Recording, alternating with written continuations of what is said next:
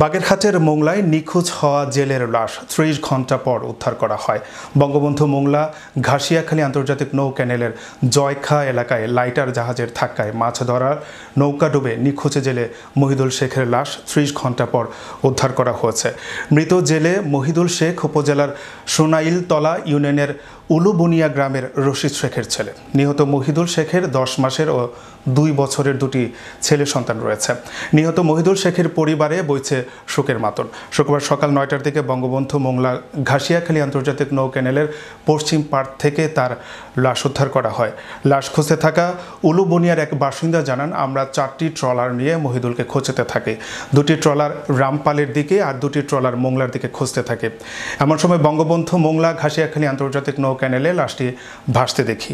পরে নৌ পুলিশও আমরা লাশটি উদ্ধার করি। মোংলা নৌ পুলিশের ইনচার্জ সৈয়দ ফখরুল ইসলাম বলেন, সকালে মাদ্রাসা রোডের পশ্চিম দিকের মোংলা ঘাসিয়াখালী আন্তর্জাতিক নৌ ক্যানেলে ভেসে ওঠে। নিহতের ভাই মহিদুলের লাশের পরিচয় শনাক্ত করেন। ফলে পুলিশ ফাঁড়ির সদস্যদের সহযোগিতায় লাশটি উদ্ধার করা হয়। লাশটি ময়নাতদন্তের জন্য বাগেরহাটে প্রেরণ করা হচ্ছে এবং আইনানুগ ব্যবস্থা প্রক্রিয়াধীন রয়েছে। Make your next gathering extraordinary with RC Catering. We cater authentic Asian cuisine, bursting with flavor and tradition, and it doesn't stop there. We also create stunning Asian-inspired decor that sets the mood for your special occasion. Let RC Catering handle everything so you can focus on celebrating with loved ones. Don't settle for ordinary.